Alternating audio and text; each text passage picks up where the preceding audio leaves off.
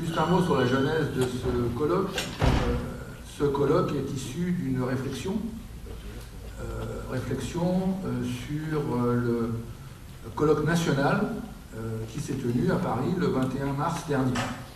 C'est un colloque qui était national, donc plus important que le nôtre, mais qui avait un fondement un peu similaire, c'est-à-dire que des organisations, certaines qui sont là aujourd'hui, d'autres qui ne sont pas là, il y en a en plus ici, mais ce n'est pas exactement la même liste, mais certaines organisations ont pensé utile de confronter leur itinéraire, leur conception de la laïcité, et le titre de ce colloque national du 21 mars était aussi laïcité et liberté publique. Il se trouve que les actes de ce colloque ont été publiés et vous pourrez les acheter à la table là-bas.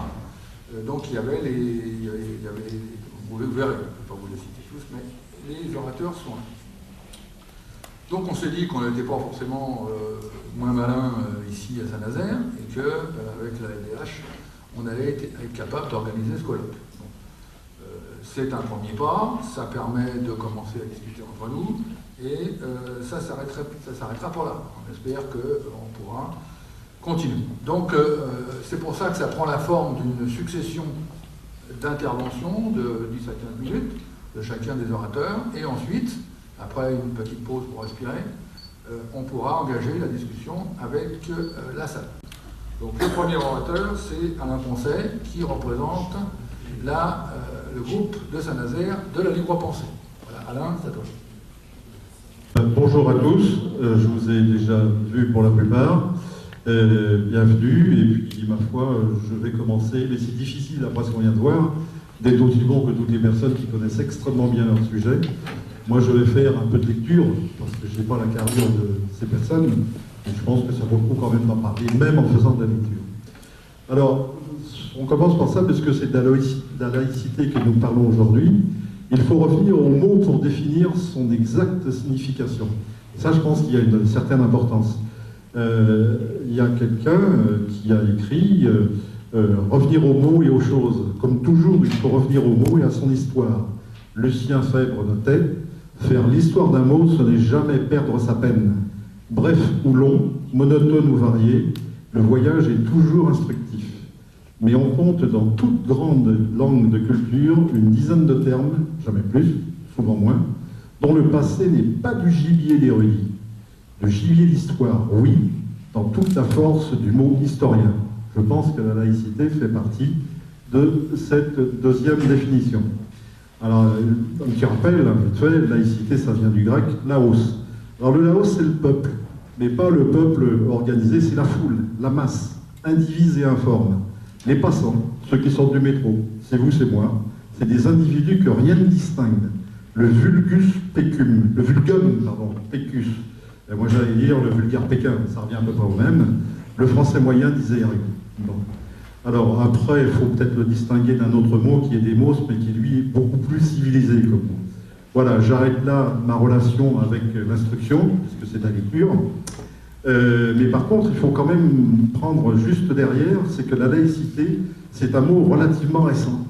Alors d'après Littré, qui lui est un petit peu aussi a accompagné cet état de fait de la loi de séparation de l'Église et de l'État, il apparaît en 1871. Il a donc des origines, une étymologie des plus anciennes. Et il est faux de faire, comme on peut hélas le lire ici, ou le remonter à l'origine à ce terme, à la séparation médiévale, claire, laïque, appelée parfois laïque au singulier.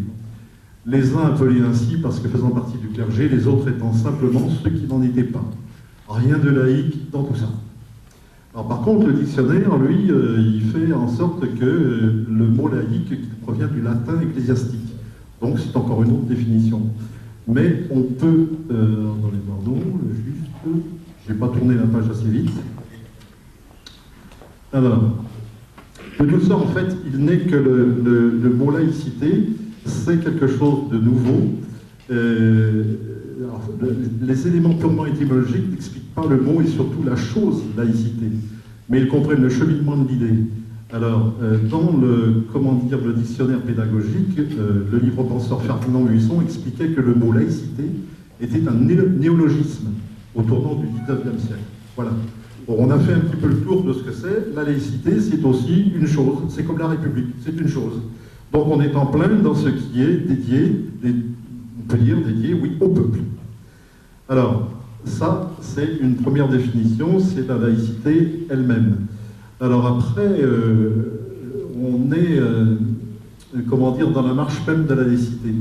On peut dire que la première marche de la laïcité s'inscrit dans la Déclaration des droits de l'homme et des citoyens.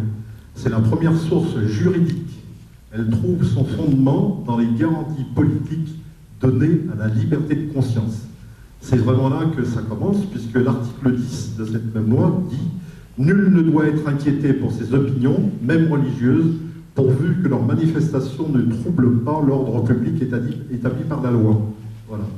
Alors, ça c'est important parce qu'aujourd'hui, c'est une loi quand même qui date un petit peu, aujourd'hui, ce n'est pas une simple référence historique, mais elle fait partie du droit et peut être invoquée devant les tribunaux.